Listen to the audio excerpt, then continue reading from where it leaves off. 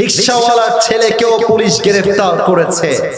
আল কোরআনের বাংলাদেশ মানে হচ্ছে রিকশাওয়ালার ছেলের যে বিচার হবে, এমপির ছেলেরও সেই বিচার হওয়া লাগবে।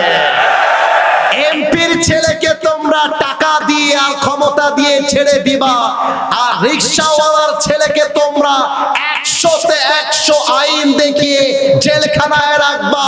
এটা আল্লাহর কোরআনের রাজনীতি হতে পারে না। এবার আমি আসিফ হুজুর নীলফামারীর এমপি, শুনে রাগ করলেন মনে হয়।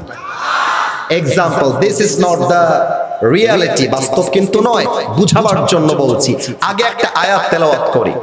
فمن يعمل مثقال ذرة خيرا يره ومن يعمل مثقال ذرة شرا يره. If anyone has done an atom weight of good, he will see it on the day of judgment. If anyone has done an atom weight of bad, he will see it on the day of judgment. Zarra, zarra, শস্যের দানা পরিমাণ, ভালো আমল খারাপ আমল প্রত্যেকটার হিসাব দেওয়ার দরকার আল্লাহর কাছে আছে না নাই? অনেকে ভাবে এটা মনে হয় শুধু কিয়ামতের ময়দানে। না না না, এটা রাজনীতির ময়দানেও হতে হবে। কেমন করে না? আগে ঠিক না, আগে বোঝেন তারপর ঠিক বলবেন। আর শোনেন, 1 ঘন্টা যাবত প্রায় ওয়াজ করছি, আউল ফাউল কোনো কাহিনী বলি নাই বলে অনেকে রাগ করতে পারেন, কিন্তু মাথায় রাখবেন আমরা এক নতুন বাংলাদেশের স্বপ্ন দেখছি, যে বাংলাদেশের স্বপ্নের কথা যুবকরাই পার্লামেন্টে গিয়ে বলবে ইনশাআল্লাহ। আমি সেই জন্য যুবকদেরকে উদ্বুদ্ধ করতে আজকের এই মাহফিলে এসেছি। খেয়াল রাখেন, আমি হলাম নীলফামারীর এমপি। আমাকে পার্লামেন্ট থেকে আমি বক্তব্যের মাধ্যমে বিল উত্থাপন করে প্রায় নীলফামারীর রাস্তার জন্য 50 কোটি টাকা বাজেট পাস করেছি। এবার আপনাদের উত্তর দেওয়ার পালা, কয় কোটি? 80% সাউন্ড আসছে, 100% আসে নাই। কত কোটি? আচ্ছা, আরো কিছু প্রশ্ন করি। আমাদের রাস্তায় কালভার্ট থাকে না? কথা বলেন, থাকে না? আমাদের কিছু ব্রিজ আছে না রাস্তাঘাটে? মনে করে একটা ব্রিজ ভেঙে গেছে, ওইটার দায়িত্ব আমি পেলাম। এখন আমি যখন ব্রিজটা ঠিক করব পার্লামেন্ট থেকে আসা ওই বিলের টাকা দিয়ে বা বাজেটের টাকা দিয়ে, ওই ব্রিজ ঠিক করতে আমার সিমেন্ট কিনতে কয় টাকা গেছে, বালু কিনতে কয় টাকা গেছে, মিস্ত্রির বিল কি, লেবারের বিল কি, ট্রাকের বিল কি, রিকশার বিল কি, ভাড়ার বিল কি, আমার ভ্যানের বিল কি, কোথায় কয় টাকা কেমন ভাবে খরচ হয়েছে, প্রত্যেকটা টাকা রাষ্ট্রের কাছে জনগণের কাছে পাই টু পাই বুঝায় দেওয়া, এটার নামই আল্লাহর কোরআনের রাজনীতি। এমপি সাহেব 50 কোটি পায়, তার চামচা খায় একাই 10 কোটি টাকা। এমপি সাহেব 50 কোটি পায়, এমপি একাই মেরে দেয় 20 কোটি টাকা। আপনি আল কোরআন দিয়ে পার্লামেন্ট চালান, এমপি কোটি টাকা তো দূরের কথা, 1 টাকা মেরে খাওয়ার সাহস খুঁজে পাবে না। এবার বেশিরভাগ যুবক বসে আছে, সিঙ্গেলদের বউ নাই, আছে না যুবক ভাইরা? বলো বলো। পার্লামেন্টে আইন কি আছে? 18 বছরের আগে কোনো মেয়ে বিয়ে করতে পারবে না, আছে না? খালি বিয়ে করবা 16 বছরের মেয়েকে, দেখবা তারপরের দিন তোমার নামে মামলা হয়ে গেছে। এখন আমি জানি আমার কথা একটু অশ্লীল লাগবে, আমি জানি আমার কথা একটু বাজে লাগবে, but this is my question to the people of Nilphamari. সবাইকে আমি সোজা ভাষায় প্রশ্ন করব, জবাব যদি আসলেই বাস্তবে হয় আমাকে ঠিক বলে জবাব দিবেন, আর আমি যদি ভুল হই আমাকে বেঠিক বলে জবাব দিবেন। আমার প্রশ্ন পার্লামেন্টের কাছে, আমার প্রশ্ন জজ কোর্টের কাছে, আমার প্রশ্ন রাষ্ট্রের কাছে, 18 বছরের আগে কোনো মেয়ে যদি হালাল ভাবে বিয়ে না করতে পারে, তাহলে 16 বছরের মেয়ে টিকটকে জামা খুলে নাচতে পারে কেমন? 18 বছরের আগে কোনো মেয়ে যদি বিয়ে করতে না পারে, ওই মেয়েটা রংপুরের পার্কে গিয়ে বয়ফ্রেন্ড নিয়ে প্রেম করতে পারে কেমন করে? That is my question. ও 18 বছর আগে টিকটক করলে কোনো আইন নাই, 18 বছরের আগে বয়ফ্রেন্ড নিয়ে হোটেলে রাত কাটালে কোনো আইন নাই। আইন হবে শুধু বিয়ে করলে। আমি বলতে চাই বাংলাদেশ চলছে আল কোরআন দিয়ে নয়,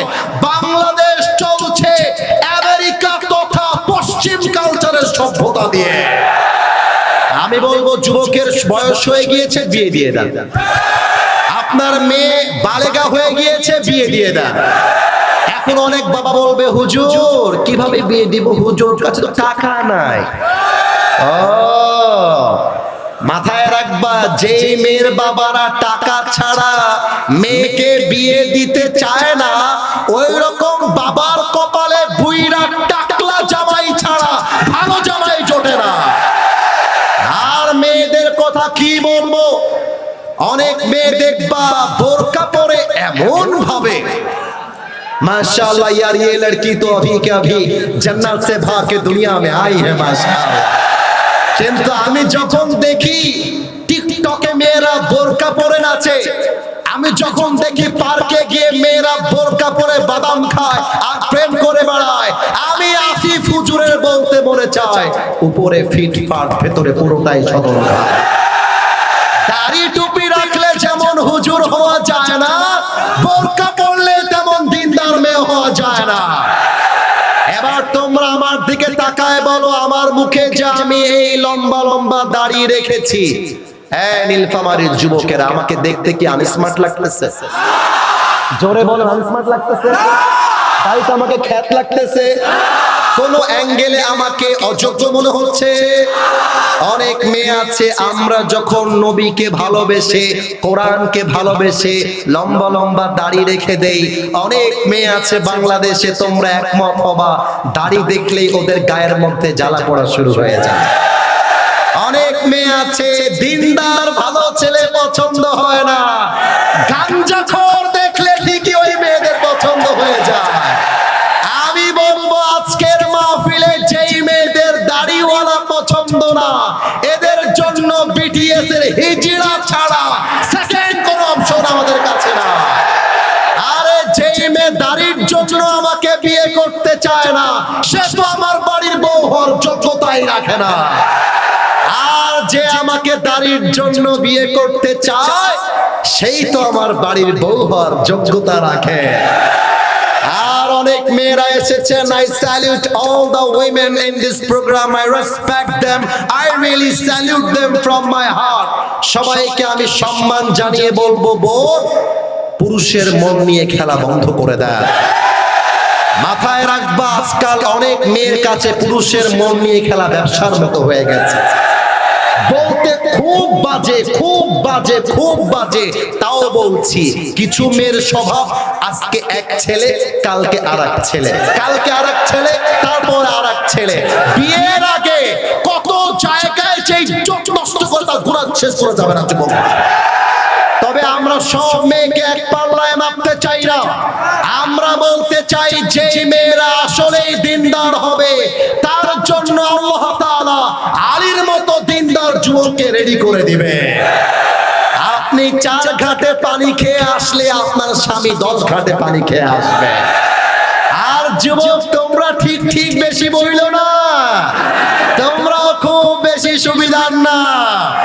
মাথায় রাখবা, আল খাবিতাতু লিল খাবিতিনা ওয়াল খাবিতুনা লিল খাবিতাত ওয়াত তাইয়িবাতু লিত তাইয়িবিনা ওয়াত তাইয়িবাতু লিত তাইয়িবাত। যে যেমন তার বউ হবে তেমন। তুমি বেটা 10 জায়গায় মুখ দিবা, তোমার বউ 20 জায়গায় মুখ দিয়ে বাসায় আসবে। অতএব নিজে ভালো তো দেশ ভালো, নিজে ভালো তো সমাজ ভালো। অতএব আমার কথা, যুবকদের শীতকাল এসেছে, বিয়ে দেওয়াই লাগবে। আমি আমার ওয়াজে বলেছিলাম, শীতকালে যার বউ নাই তার বাড়িতে কিছুই নাই।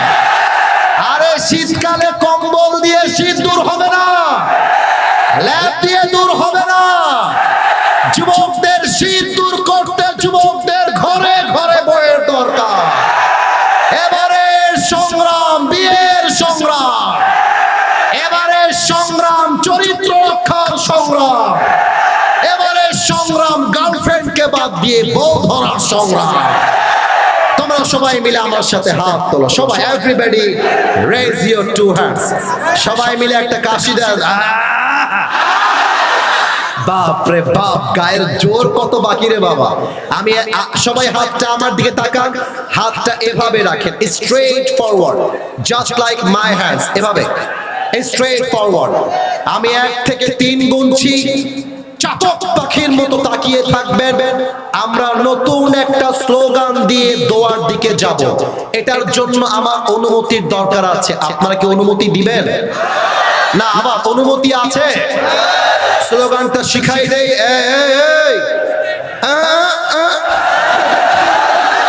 আচ্ছা আচ্ছা, ঠিক আছে। সোনামণি, ছেড়ে দাও। যাক, আমার দিকে আমি শিখাই দিচ্ছি। হাতটা নামা সবাই। আমার তাকবীরটা খেয়াল করেন। নতুন স্লোগান দেওয়া শেষ, দোয়া হয়ে যাবে। নারায়ে তাকবীর। আপনারা বলবেন আল্লাহু আকবার। আমি বলবো দিল্লি না ঢাকা, আপনারা বলবেন ঢাকা ঢাকা। আমি বলবো গোলামি না আজাদি, আপনারা বলবেন আজাদি আজাদি। আমি বলবো আপোষ না সংগ্রাম, আপনারা বলবেন সংগ্রাম সংগ্রাম। আমি বলবো ক্ষমতা না জনতা, আপনারা বলবেন জনতা জনতা। আমি বলবো ইনকিলাব ইনকিলাব, আপনারা বলবেন জিন্দাবাদ জিন্দাবাদ। আমি বলবো জিন্দাবাদ জিন্দাবাদ, আপনারা বলবেন ইনকিলাব ইনকিলাব। আমি বলবো আমার ভাই কবরে, আপনারা বলবেন খুনি কেন বাহিরে। আমি বলবো খুনি কেন বাহিরে, আপনারা বলবেন আমার ভাই। আমি বলবো নারায়ে তাকবীর। আওয়াজ দিয়ে আপনারা সবাই বলবেন আল্লাহু আকবার। তবে আমি 3 সেকেন্ড সময় দিলাম, কারণ এই স্লোগানটা এমন এক স্লোগান, পুরো দেশের মানুষ এই স্লোগানটা শোনার জন্য পাগল হয়ে থাকে। অতএব আপনারা যখন সাউন্ড দিয়ে আমাকে স্লোগান দিবেন, আওয়াজে যেন প্রমাণ হয় আমার সামনে কোনো বিড়ালের বাচ্চা নয়, সব সিংহ পুরুষগুলো আমার সামনে বসে আছে। আমি 1 থেকে 3 গুনছি, এর মাঝে সবাই গলাটা ঠিক করে নেবেন। 1, হ্যাঁ কাশি দেন সবাই। 2, 3। নারায়ে তাকবীর। হে দিল্লি না ঢাকা, হে গোলামি না আজাদি, আপোষ না সংগ্রাম, এই ক্ষমতা না জনতা, ইনকিলাব ইনকিলাব, জিন্দাবাদ জিন্দাবাদ। আমার ভাই কবরে, এই খুনি কেন বাহিরে, দিয়েছি তো রক্ত, এই রক্তের বন্যায় নারায়ে তাকবীর। মাশাআল্লাহ, আল্লাহ স্লোগানকে কবুল করো, পড়ে না আমিন। আপনারা সবাই যারা যেখানে যেভাবে বসে আছেন, you just have to sit down like that. Keep it continue. সবাই দুরূদ শরীফ পাঠ করেন। আল্লাহুম্মা সাল্লি আলা মুহাম্মদ। এই বামে ছেলে, এই তোর জীবনে তুই বউ পাবি না। আসসালামু আলাইকুম ওয়া রাহমাতুল্লাহি ওয়া বারাকাতুহু। আমরা কেউ চেঁচামেচি না করি। আমি সবাইকে আমার আরবি খুতবা শুরু করার আগে একটা কথা স্মরণ করিয়ে দিতে চাই আমার প্রিয় নীলফামারীর ভাইদেরকে। আমাদের মাহফিল লক্ষ মানুষ নয়, কোটি মানুষ সোশ্যাল মিডিয়াতে দেখে, এটা আপনারা বিশেষ করে যুবক ভাইয়েরা জানেন। এটা আমাদের নীলফামারী শহরের মাহফিল। নীলফামারী শহরে আমি আসি নাই, ভিন্ন জায়গায় এসেছি। আজকে ফার্স্ট টাইম আপনাদের এই টিটিসির পাশে আমি আসার মতো আল্লাহ আমাকে তৌফিক দিয়েছেন। আগামীকাল পুরো বাংলাদেশ এই মাহফিলটা দেখবে। আপনাদের পরিবেশ শেষ পর্যন্ত এতটা সুন্দর হবে যেন আগামীকাল পুরো দেশের মানুষ বলতে পারে, জানতে পারে যে নীলফামারীর সন্তানরা কোনো অভদ্র জেলার সন্তান নয়, সব এরা ভদ্র জেলার সন্তান। এবং আপনারা জানেন আজহারী সাহেব প্রায় 5 থেকে 6 বছর আগে নীলফামারীতে তিনি এসেছিলেন। সেই মাহফিলটা আমিও দেখেছি। বিশৃঙ্খলার জন্য নীলফামারীর বদনাম হয়েছিল, এটা আমি নিজের চোখে দেখেছি। সেই বদনামটা আজকে আমরা মুছে দিয়ে প্রমাণ করতে চাই যে আমরা কোনো বিশৃঙ্খল জাতি নয়, আমরা কোনো উশৃঙ্খল জাতি নয়। আমাদের নীলফামারীর সন্তান সবাই কোরআন প্রেমিক সন্তানগুলো বসে আছে।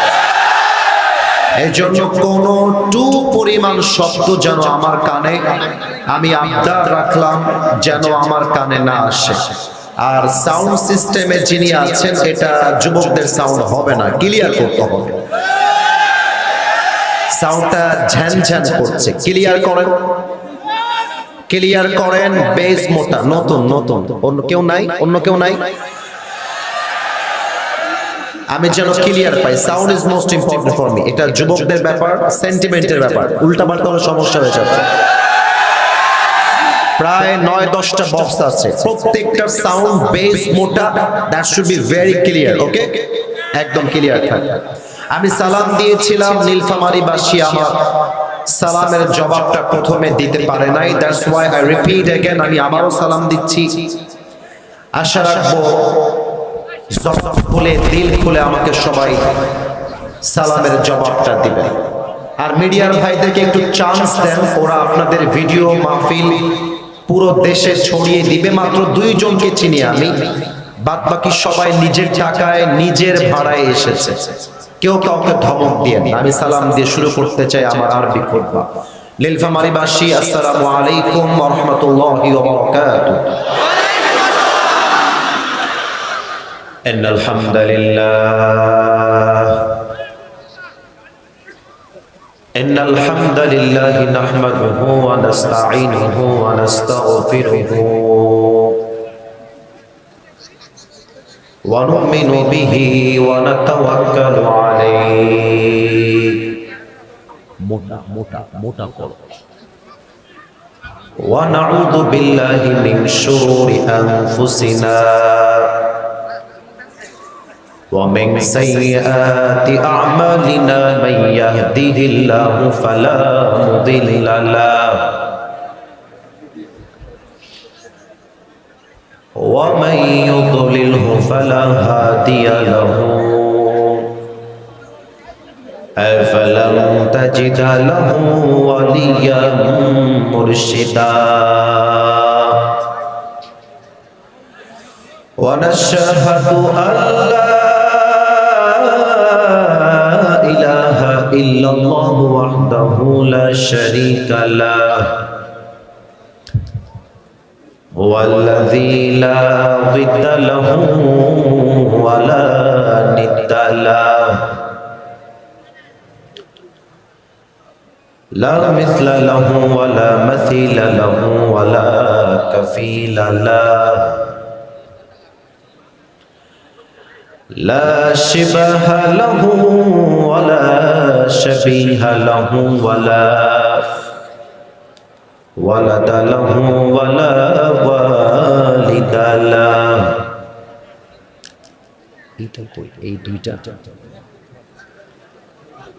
وهو الواحد الفرد الصمد لم يلد ولم يولد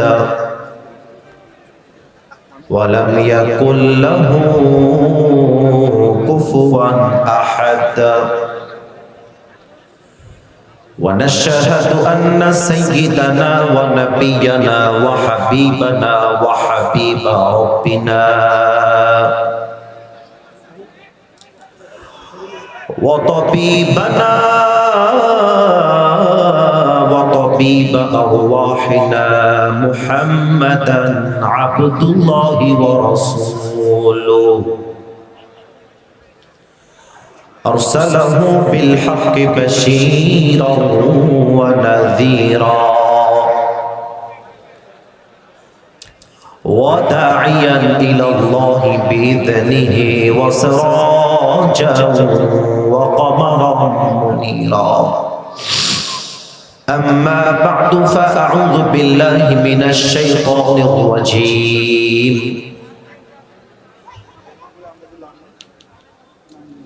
بسم الله الرحمن الرحيم ونزلنا عليك الكتاب تبيانا لكل شيء وهدى ورحمة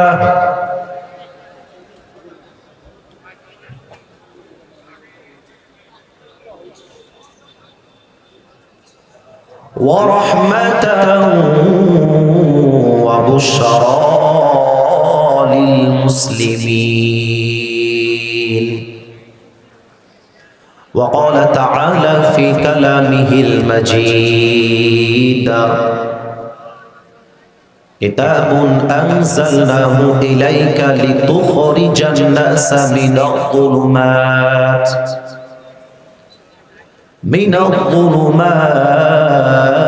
إلى النور. وقال تعالى في كلامه المجيد: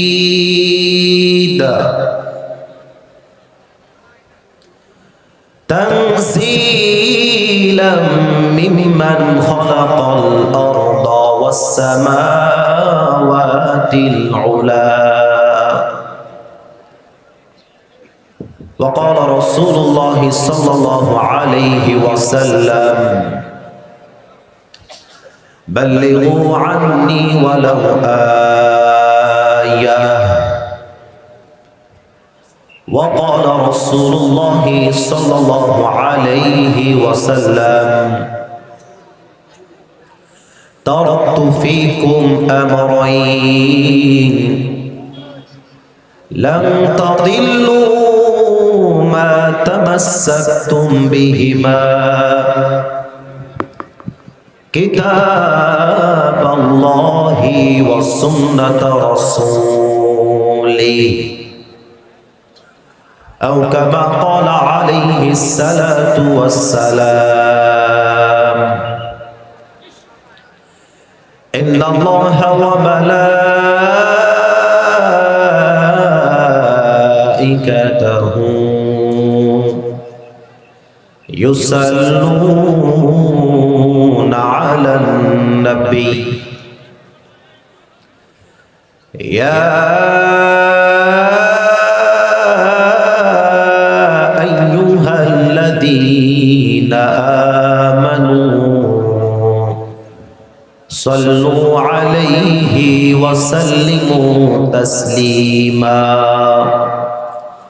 اللهم صل على محمد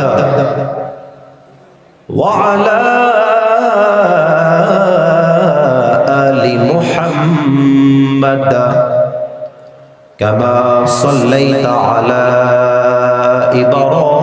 إبراهيم وعلى آل إبراهيم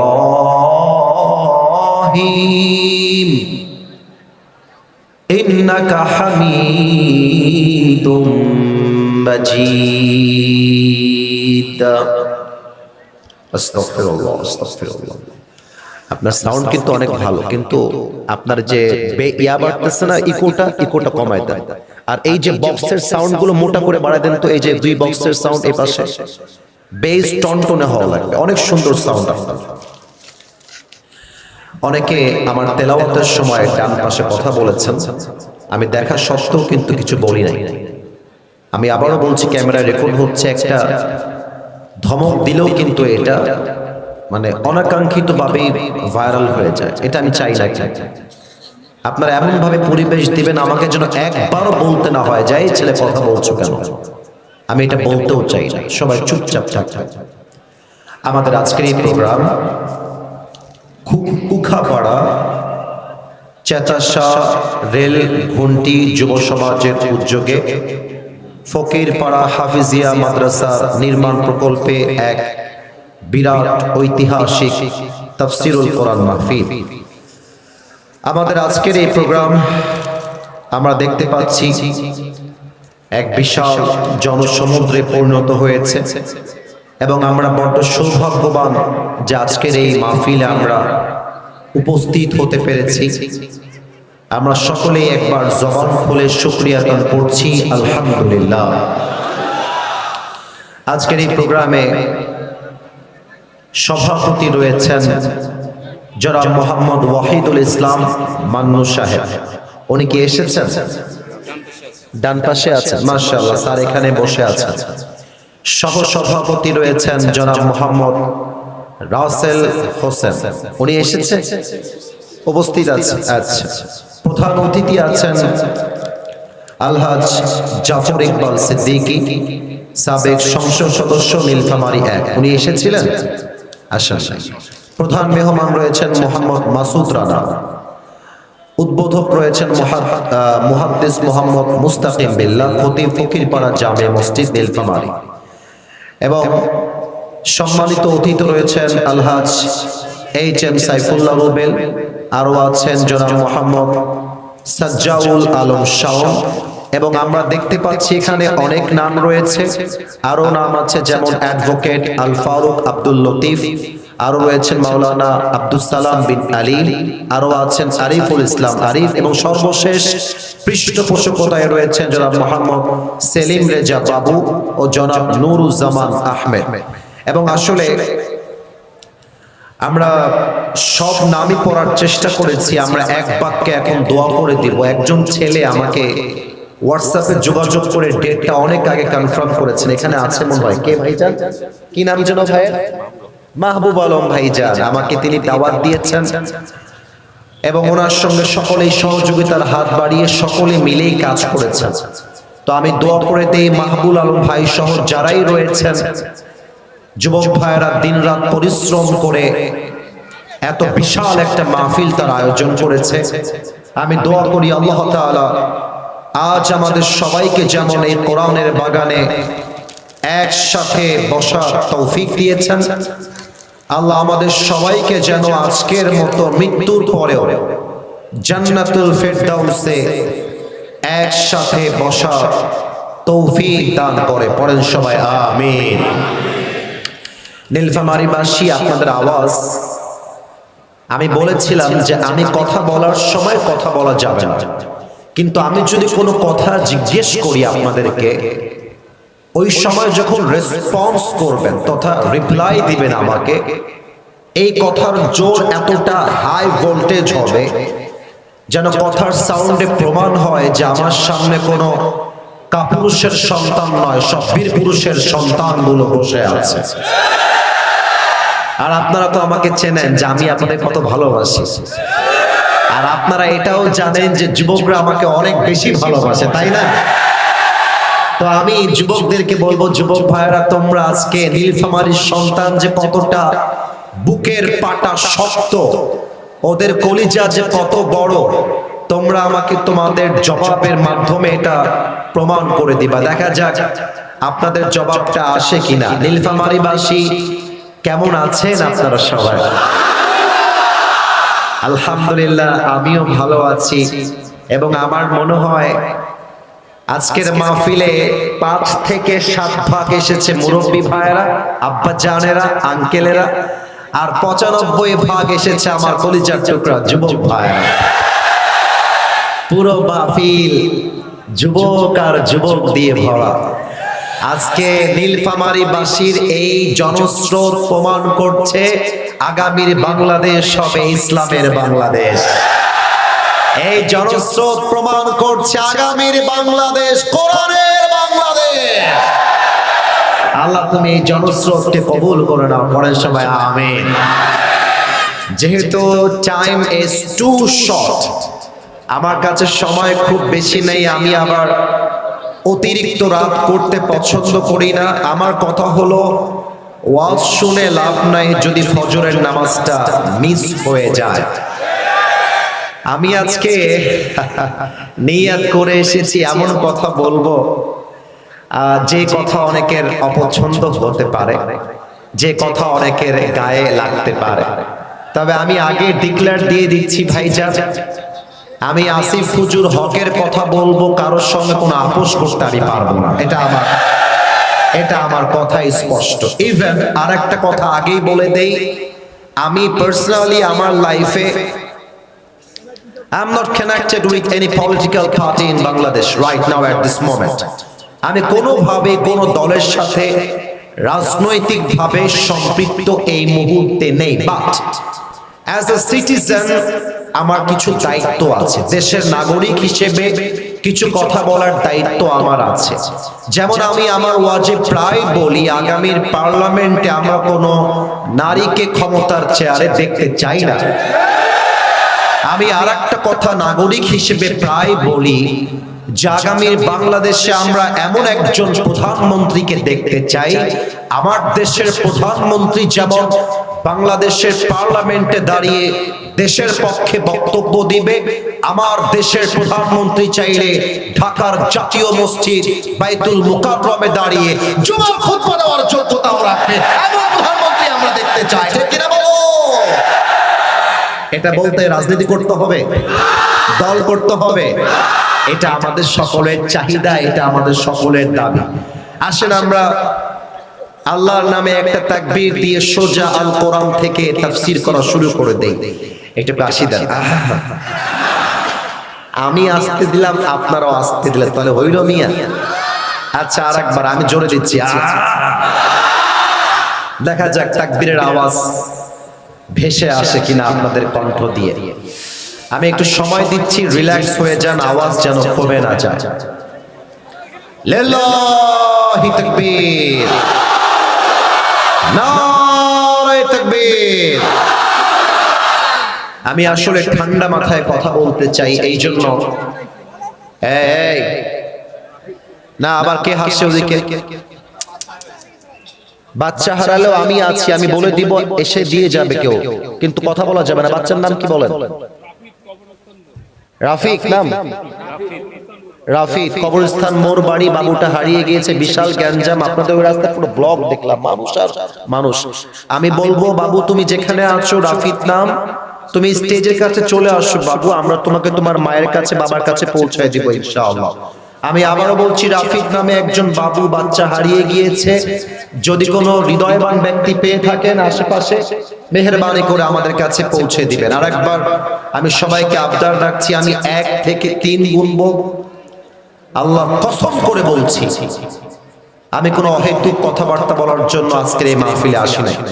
আমি কনস্ট্রাকটিভলি প্রত্যেকটা কথাকে রেফারেন্স ভিত্তিক আমি রিপ্রেজেন্ট করতে চাই নীলফামারীর মাহফিলে। So I need the space, I need that environment over here. আমার ওই পরিবেশ লাগবে।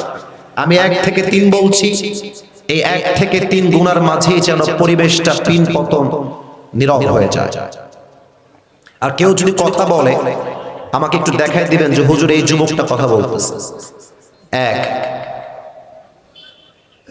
2 আস্তাগফিরুল্লাহ আস্তাগফিরুল্লাহ 3 নীলফামারীবাসী, আমি কোরআন থেকে আজকে তাফসীর করবার জন্য একটি আয়াত তেলাওয়াত করেছি, সূরাতুন নাহলের 89 নাম্বার আয়াত। আপনাদের উত্তর দেওয়ার পালা। সূরাতুন নাহলের কত নাম্বার আয়াত? ও ভাইজান পুরো বাংলাদেশ শুনবে, এত আস্তে বললে মানবো না। কত নাম্বার আয়াত বলেন? আউযু বিল্লাহি মিনাশ শাইতানির রাজীম। ونزلنا عليك الكتاب تبيانا لكل شيء وهدى ورحمة وبشرى للمسلمين. Allah says in this ayah, I have sent this Quran which is explaining everything in this world. Allah বলছেন আমি এমন একটা কিতাবে পৃথিবীতে নাজিল করে দিয়েছি, মানব জীবনে এমন কিছু দরকার যা আমি আল্লাহ বলি নাই তা কখনো হতেই পারে না। তাও তো সুবহানাল্লাহ কইতে পারলেন না আপনারা সবাই। এবার একটা ইমানি প্রশ্ন করছি, সবাই মিলে উত্তর দিবেন। আমার হাতে যে কিতাবটা আছে, কিতাবটার নাম যেন কি? নীলফামারীর সাউন্ড পাইলাম না। কিতাবটার নাম কি? আল্লাহ বললেন এই কিতাবে তোমার যা দরকার তাই আছে। তার মানে কি? পার্লামেন্টে কি লাগবে তাও আছে, রাজনীতি লাগবে কি করতে হবে তাও আছে, অর্থনীতি করতে কি লাগবে তাও আছে, বিয়ে করেছেন বউকে চালাবেন কেমন করে তাও আছে। যা যা লাগবে তা যে এই কোরআনে আছে। ইমানের প্রশ্ন কিন্তু ভাইজান জবাব যেন আসতে না আসে, কোরআনে যে সব কথাই আল্লাহ বলে দিয়েছে এই বিশ্বাস কি আমার আপনার আছে না নাই? যদি থাকে তাহলে আজকে ওয়াজ শুনে বাসায় যাওয়া লাগবে। কারণ অনেকে অনেক সময় অনেক কথা বলে, তারা বলে যে রাষ্ট্র আলাদা, কোরআন আলাদা। অনেকে আবার মিডিয়ার সামনে বলেই দেয় রাজনীতি আলাদা, কোরআন আলাদা। অনেকে বলে পার্লামেন্ট আলাদা, কোরআন আলাদা। আমি আপনাদের সামনে নিরপেক্ষ একটা কথা বলে দিয়ে গেলাম, যারা আল কোরআনকে সামনে রেখে রাজনীতি করতে চায় না, তারাই বাংলাদেশে দুর্নীতি করতে চায়। আমার নীলফামারীর মা, আসুন আমরা আজকে কোরআন থেকেই জানবো আসলে কোরআনে সব কিছু আছে নাকি নাই। আচ্ছা, আমি যদি আজকে প্রশ্ন করি মাহফিলের শুরুতেই, যে রাগ করবেন না কিন্তু আমি ভালোবেসে প্রশ্ন করছি, উত্তর দেওয়া লাগবে না, আমি প্রশ্ন করব আবার আমি সামনে এগিয়ে যাব। আমি যদি বলি আজকে ফজরের নামাজের পরে কয়জন ব্যক্তি আছেন যারা আল্লাহর এই কোরআনটা তেলাওয়াত করেছেন, দেখবেন হাত খুব বেশি একটা উঠবে না। আচ্ছা, হাত যদি জাস্ট টু সেভ ধরে নিলাম যে 20 জন লোক হাত তুলেছে যে হুজুর ফজরের নামাজের পরে আজকে আমি কোরআনটা তেলাওয়াত করেছি, মাশাআল্লাহ 20 জন লোক পাওয়া গেল, কথার কথা। আমি যদি সেকেন্ড প্রশ্ন ছুড়ে দেই, মাশাআল্লাহ আপনারা কোরআন তেলাওয়াত করেছেন, আচ্ছা আপনাদের মাঝে কয়জন তেলাওয়াত করার সময় অর্থটা বুঝে বুঝে পড়েছেন, তারা হাত তোলেন, দেখবেন হাতটা আরো কমে যাবে। আমি যদি বলি অর্থ করেছেন 5 জন, আমল করেছেন কয়জন, দেখবেন হাতটা আরো কমে যাবে। আমি যদি বলি আমল করেছেন 3 জন, কিন্তু রাষ্ট্র চলবে আল কোরআন দিয়ে, আইন চলবে কোরআন দিয়ে, পুরো দেশ চলবে কোরআন দিয়ে, এটার জন্য রাস্তায় নেমেছেন কয়জন, দাওয়াত দিয়েছেন কয়জন, দেখবেন হারিকেন দিয়েও আর লোক খুঁজে পাওয়া যাবে না। এখন আমি একটা এক্সাম্পল দিব, যে এক্সাম্পলটা আমি শুনেছি আমাদের প্রিয় আল্লামা দেলোয়ার হোসেন সাঈদী হুজুরের থেকে। আপনারা নাম শুনেন নাই সবাই? আপনারা কি আল্লামা সাঈদীকে সবাই ভালোবাসেন না? আল্লামা সাঈদী এমন এক একক ব্যক্তি যাকে আওয়ামী লীগরাও মনে মনে ভালোবাসত। আল্লামা সাঈদী এমন এক একক ব্যক্তি যাকে বিএনপির ভাইরাও ভালোবাসে, আর ভিন্ন দলের নাম তো নিলামে তারা কলিজাতে ভালোবাসে। এটা হচ্ছে আল্লামা সাঈদী, এক ইতিহাসের নাম।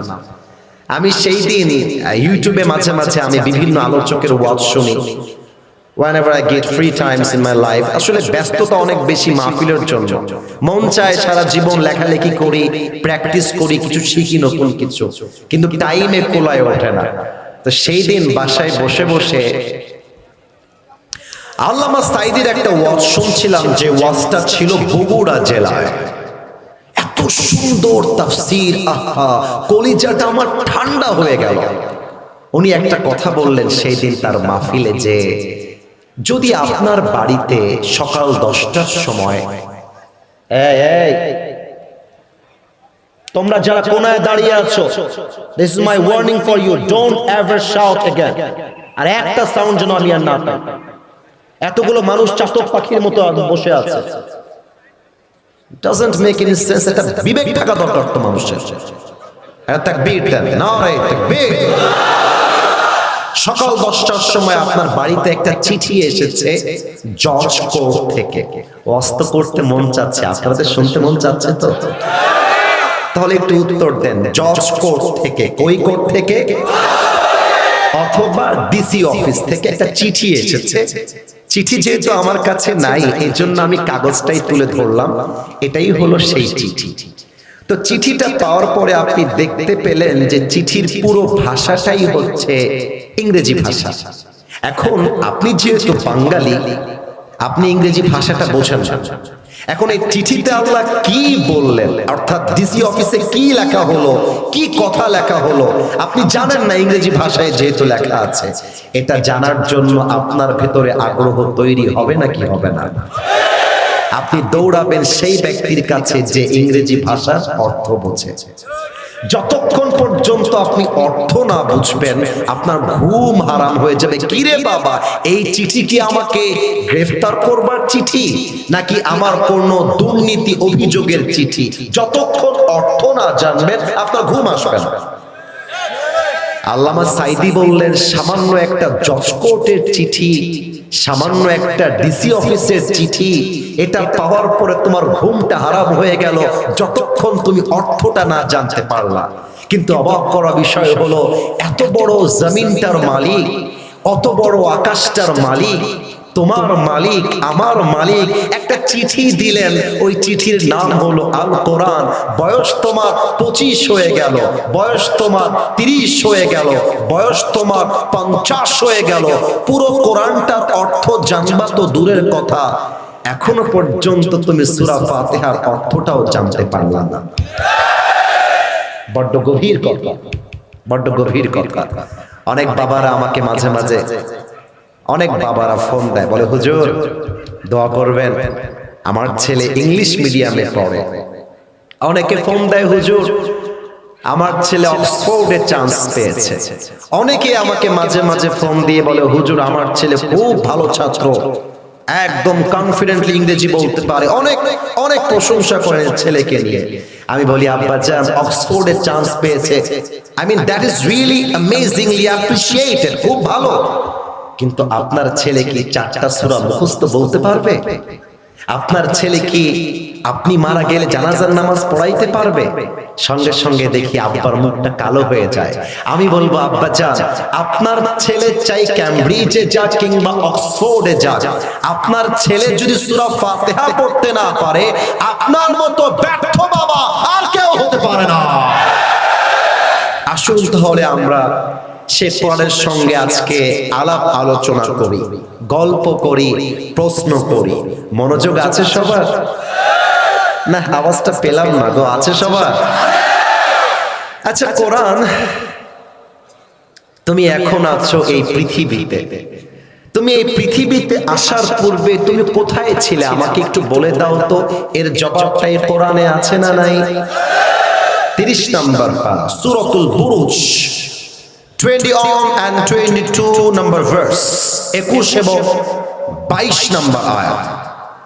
বাল হুয়া কুরআনুম মাজিদুন ফি লাওহিম Mahfuz, rather it's a glorious Quran preserved in tabled. আল্লাহ বলছেন এই কিতাবটাকে আমি দুনিয়াতে পাঠাবার পূর্বে লাওহে মাহফুজে সংরক্ষিত ফলকে লিখিত আকারে রেখে দিয়েছিলাম। তাও তো সুবহানাল্লাহ কইতে পারলেন না। ও আচ্ছা আচ্ছা, তার মানে তুমি লাওহে মাহফুজে ছিলে। আচ্ছা কোরআন, এবার তুমি লাওহে মাহফুজ থেকে তোমাকে পৃথিবীতে কে পাঠিয়েছে? তানজিলাম মিম্মান খালাকাল আরদা ওয়াস সামাওয়াতিল উলা। This Quran has been sent down by him who has created the heavens and earth. এই কোরআনটা নাজিল করেছেন তিনি, যিনি এই পুরো আকাশ এবং জমিনের মালিক, আমার মালিক, আপনার রব, আমার রব, সবার রব। বলেন সবাই, সেই রব কে? আল্লাহ আমার রব। লজ্জা পাইলেন কেন? গান না সবাই মিলে, আল্লাহ আমার রব। দমে দমে তনু মনে তারি অনুভব, তোমার দুনিয়াতে আমি যেদিকে তাকাই, অথই নেয়ামতে ডুবে আছি সবাই। পাক পাখালির কণ্ঠে শুনি তাসবিহ কলো রব, তাসবিহ কলো রব, আল্লাহ আমার রব। দমে দমে তনু মনে তারি অনুভব। রবকে? আল্লাহর নামটা তো আস্তে কইলেন, বলেন না রবকে। ও আচ্ছা, I got the second answer, পেয়ে গেছি উত্তর। তোমাকে আমার রব নাজিল করেছে। ও আচ্ছা, তুমি যখন নাজিলটা হয়েছিলে, তুমি কার উপরে নাজিল হয়েছিলে? ওয়া আমিনু বিমা নুজিলা আলা Muhammad, believe in whatever Allah subhanahu wa ta'ala has sent to his last messenger Muhammad sallallahu alayhi wa sallam. ঈমান আনো সেই বাণীর উপরে যেই বাণী তোমার রব প্যারা হাবিব মুহাম্মদুর রাসূলুল্লাহ সাল্লাল্লাহু আলাইহি ওয়াসাল্লামের উপরে নাজিল করেছেন মহা সত্য বাণী হিসেবে। তাও তো সুবহানাল্লাহ কইতে পারলেন না আপনারা। ও আচ্ছা, তুমি আমার নবীর উপরে নাজিল হয়েছো, ওয়াহ ওয়াহ মাশাআল্লাহ, কি বাত হ্যায়। এবার তুমি আমারে বলো কোরআন, তুমি যখন দুনিয়াতে আসলা তুমি কোন মাসে এসেছিলে, তার জবাবটা আছে না? আরে ইয়ার বাত তো করো মুঝসে, আছে না নাই? শাহরু রমাদান আল্লাযী উনজিলা ফীহিল কুরআন, এই কোরআনটাকে আমি আল্লাহ তাআলা নাজিল করেছি পবিত্র রমজান মাসে। সুবহানাল্লাহ পড়বেন না? ওহো, রমজান মাসে এসেছো। আচ্ছা, তুমি যখন দুনিয়াতে আসলা, কথা কে বলে? ভাইজান আমি কিন্তু মজা করছি না, কথা বলবেন না কেউ। আচ্ছা, তুমি যখন কোরআন পৃথিবীতে আসলা, বুঝলাম রমজান মাস ছিল, কিন্তু তখন কি দিন ছিল না রাত ছিল? ইন্না আনজালনাহু ফি লাইলাতিল কদর ওয়া মা আদরাকা মা লাইলাতুল কদর। আমি আল্লাহ রাব্বুল আলামিন এই কোরআনটাকে নাজিল করেছি এক মহা বরকতপূর্ণ রাতে, যেই রাতটার নাম হলো লাইলাতুল কদর। কোন সুবহানাল্লাহ। I have sent this Quran on a very blessed night, এক মহা পবিত্র রজনীতে নাজিল করেছি।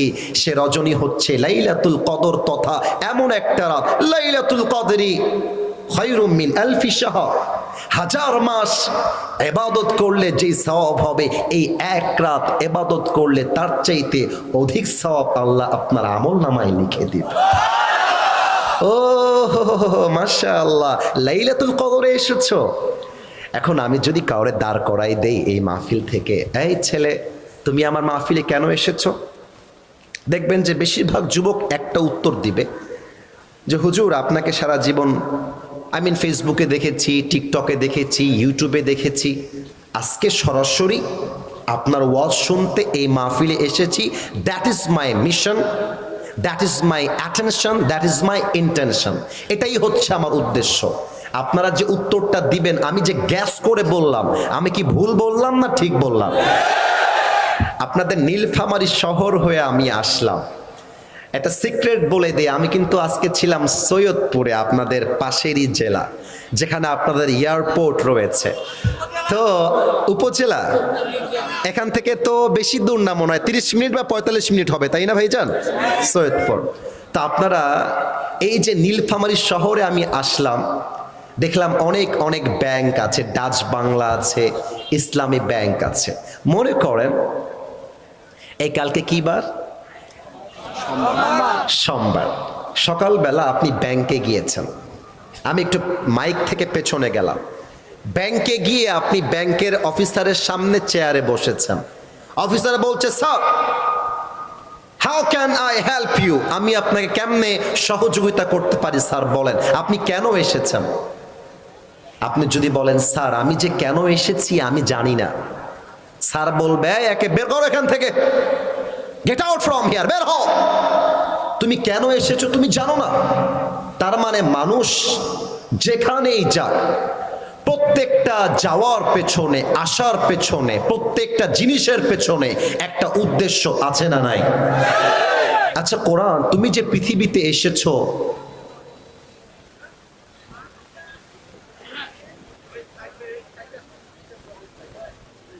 আপনাদের কথার আওয়াজ যে পাশে আসছে, এই ছেলে, এই ভলান্টিয়ার্স, তোমাদের গল্পের আওয়াজ এখানে আসছে, তোমরা বুঝতে পারছো না ভাই আমার? তোমরা ভলান্টিয়ার্স কথা বললে আমি যাব কোথায়? আশ্চর্য কথা। তাকবীর দেন, নারায়ে তাকবীর। শয়তান ঢুকে গেছে আমি বুঝতে পারলাম। আর কেউ ডান বাম করবেন না। আর একটা কথা, আমার চোখে কিন্তু আহামরি কেউ পড়ে নাই যে উঠে গেছে।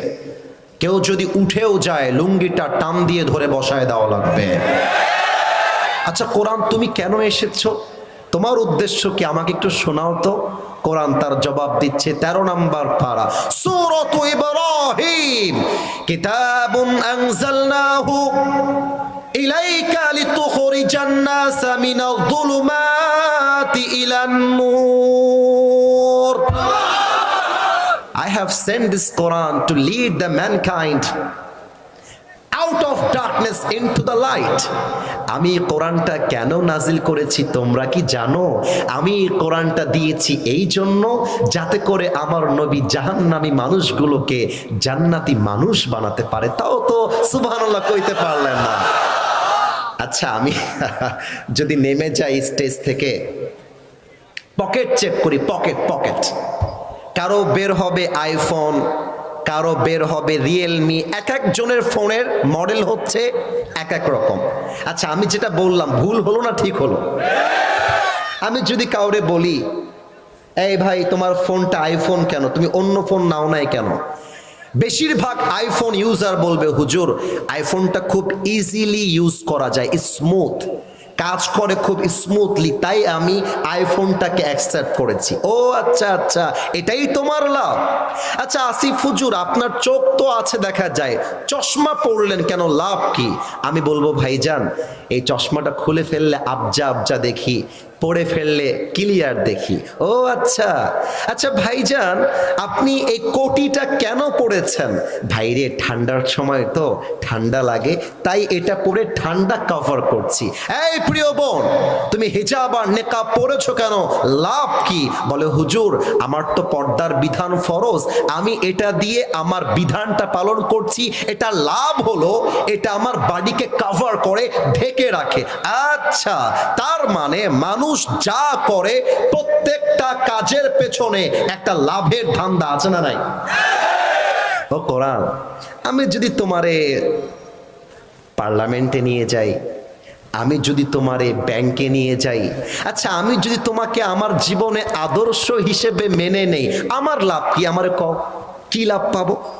فمن تبع هداي فلا خوف عليهم ولا هم يحزنون।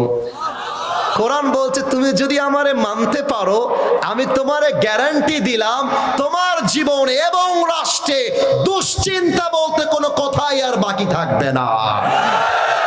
শান্তিপূর্ণ হবে আমার এই বাংলাদেশ। আমি আগেই বলেছিলাম কয়েকটা কথা বলবো, যে কথাগুলো দুই একজনের হজম হতে সমস্যা হতে পারে।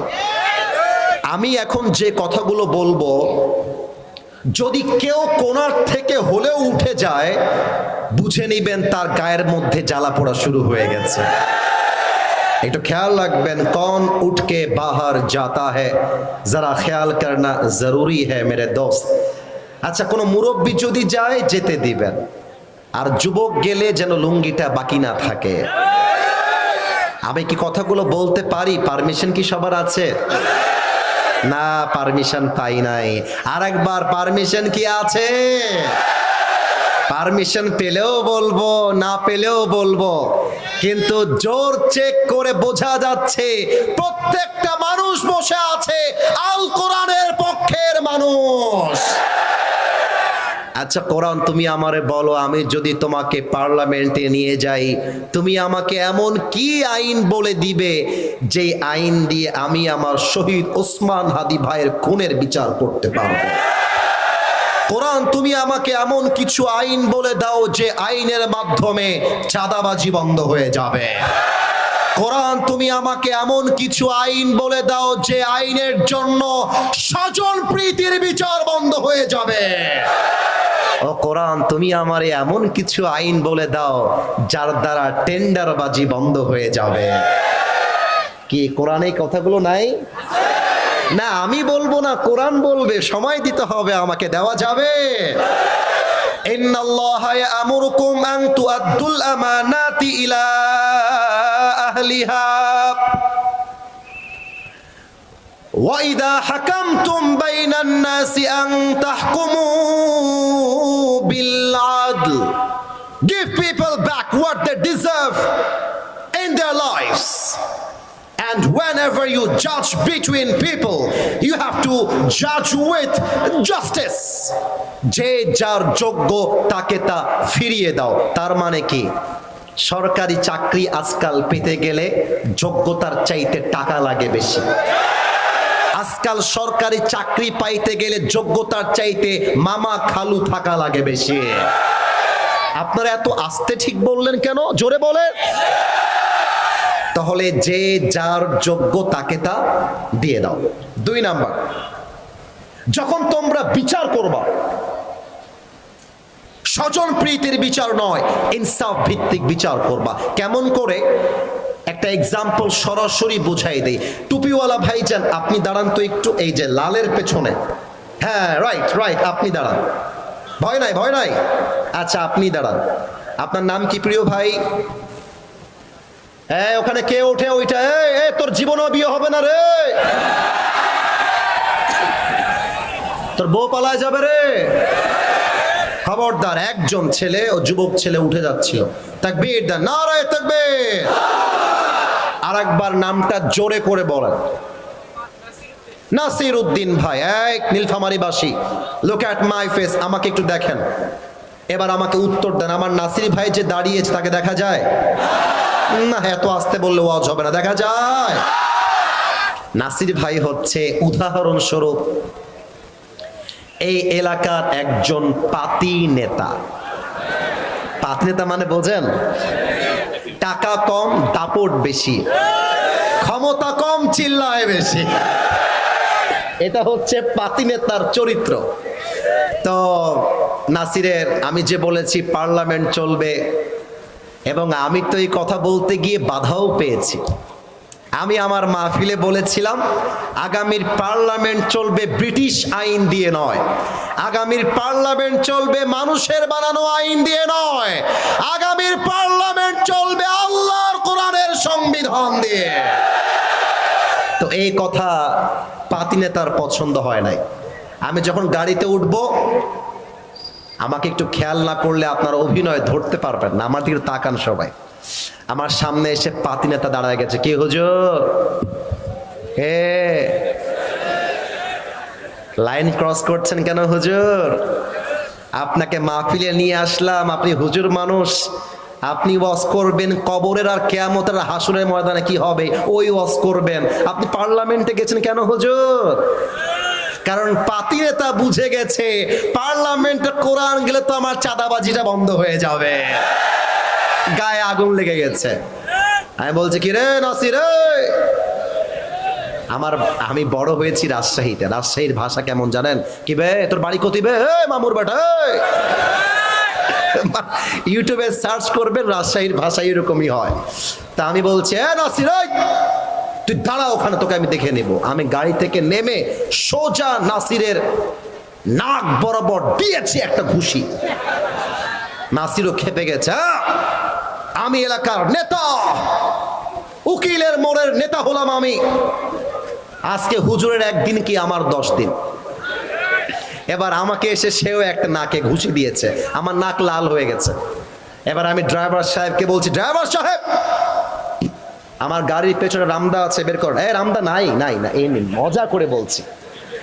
রামদাটা বের করেন ড্রাইভার সাহেব। ড্রাইভার বলছে, হুজুর খালি থামেন, আমি এখনই বের করছি। রামদা নিয়ে এসে আমার হাতে দিয়েছে। আমার মেজাজ হারিয়ে গিয়েছে। রামদা নিয়ে সোজা একটা নাসিরের ডান পায়ে আমি কোপ দিয়েছি, এক কোপ। আমি কিন্তু মজার জন্য বলি না, আমি বোঝাবো আল্লাহর কোরআনের আইন পাশ হলে কি হবে, এটা বোঝাবো আমি। একটা কোপে ওর ডান পা কেটে গেছে। এখন ডান পা যে কেটে গেছে, কমিটির সব লোক দৌড় দিয়ে গেছে, আরে হুজুর আসছেন ওয়াচ করতে, ডান পা কাটলেন কেন? ধর হুজুরকে। ধরে আমাকে দিয়েছে পুলিশ দিয়ে জেলখানায়। 10 থেকে 20 দিন পরে আমার জেলা আদালতে বিচার হবে। আমি আদালতের কাঠগড়ায় দাঁড়িয়ে গিয়েছি একজন আসামি হিসেবে। এবার জজ কোর্টের যিনি বিচারক আছেন তিনি বলছেন, হুজুর আপনি তো কাজটা ঠিক করেন নাই, আপনি তার ডান পা কাটলেন কেন? এবার আপনার বিচার করা হয়েছে, আপনাকে আমরা 5 বছরের জেল দিলাম আর 3 লাখ টাকা জরিমানা দিলাম। বলেন সবাই, 5 বছরের জেল আর কয় লাখ টাকা? এটাই নীলফামারীর সাউন্ড। আর একবার, 5 বছরের জেল, কয় লাখ টাকা? এখন এই যে পা কাটার পরিবর্তে আমার বিচারটা করা হলো, এটা কি ইনসাফ ভিত্তিক বিচার হলো কিনা বোঝার জন্য একটা দাড়িপাল্লা বাজার থেকে নিয়ে আসেন। দাড়িপাল্লার ডান দিকে দেন ডান পা যে কেটেছি ওই ডান পা, আর দাড়িপাল্লার বাম দিকে দেন 3 লাখ টাকা আর 5 বছরের জেল। এবার নীলফামারীবাসীর মেধাকে জাস্টিফাই করতে চাই, আমি যদি দাড়িপাল্লার ডান দিকে ডান পা কেটে রেখে দেই আর দাড়িপাল্লার বাম দিকে 5 বছরের জেল আর 3 লাখ টাকা রাখি, কিয়ামত পর্যন্ত টানলেও কি দুইটা পাল্লা সমান সমান হবে? আমি যদি টাকা আরো বাড়াই দেই তাহলে হবে না? আচ্ছা, আমি যদি বছরটা 10 বছর করে দেই তাও কি সমান সমান হবে না? সমান সমান করতে হলে আল্লাহর কোরআন দিয়ে সংবিধান কায়েম করতে হবে। وَكَتَبْنَا عَلَيْهِمْ فِيهَا أَنَّ النَّفْسَ بِالنَّفْسِ وَالْعَيْنَ بِالْعَيْنِ وَالْأَنْفَ بِالْأَنْفِ وَالْأُذُنَ بِالْأُذُنِ وَالسِّنَّ بِالسِّنِّ وَالْجُرُوحَ قِصَاص। আল্লাহ বলছেন, কেউ তোমার চোখ তুললে তুমি তার চোখ তুলে ফেলবা। চোখের বদলে চোখ, নাকের বদলে নাক, কানের বদলে কান, হাতের বদলে হাত, পায়ের বদলে পা, জানের বদলে জান। আর এটার নামই তো আল্লাহর কোরআনের সংবিধান। এবার আপনি আল কোরআন দিয়ে বিচার করে আমি যেমন ডান পা কেটে দিয়েছি আপনিও আমার ডান পা কেটে দেন। এবার দাড়িপাল্লা নিয়ে আসেন, দাড়িপাল্লার ডান দিকে ওর ডান পা দেন, দাড়িপাল্লার বাম দিকে আসিফ হুজুরের ডান পা রাখেন। এবার দাড়িপাল্লা টান দেন, দেখবেন দুইটা সমান সমান হয়ে গেছে। ওমান হাকামা বিহি আদালা। এ কোরআন দিয়ে যে বিচার করবে সেই তো আল্লাহর জমিনে ইনসাফ ভিত্তিক বিচার করতে পারবে, ঠিক কিনা বলে? তাহলে এই কোরআন দিয়ে বিচার করলে ওসমান হাদির খুনের বিচার কি হবে? ওকে যেমন গুলি করে মাথায় তারা পালিয়ে গিয়েছে, আগামীর পার্লামেন্ট আইন পাশ করে ওদেরকেও জাতীয় মসজিদ বাইতুল মুকাররমের সামনে দাঁড়িয়ে ওদের মাথায় গুলি করে হত্যার রায় পাশ করতে হবে। হাত তুলে বলো সবাই, ঠিক কিনা?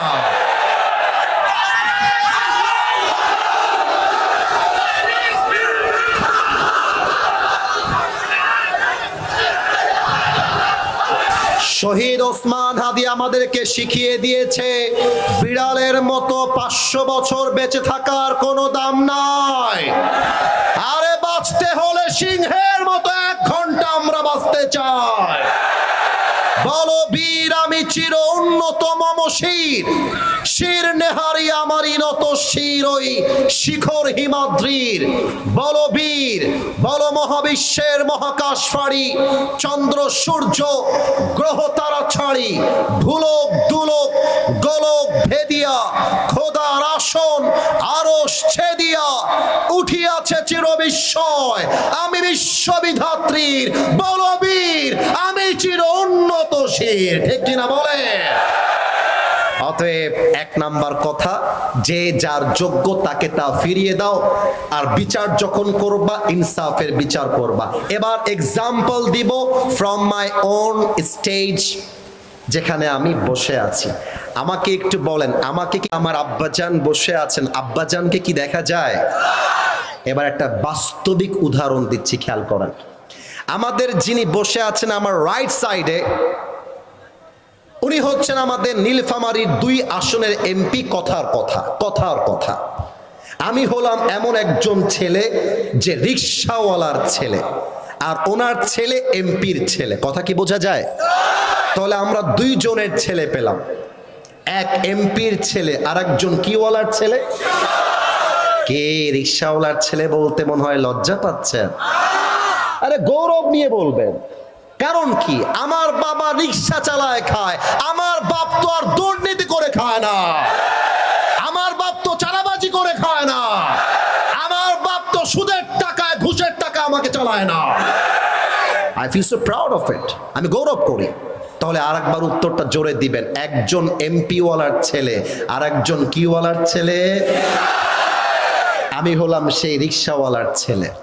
আমি একটা অন্যায় করে ফেলেছি, এমপির ছেলেও সেই অন্যায় করেছে। ড্রোন উঠছে, ওটাকে ওর কাজ করতে দাও। গ্রামের চাচাতো ভাইয়ের মতো কাজ করতে যেও না। আরে ড্রোন কেন, মিসাইল আসলে আমাদের চোখ ডান বাম হবে না যুবক ভাইরা আমার। এখন এমপির ছেলেকেও পুলিশ গ্রেফতার করেছে,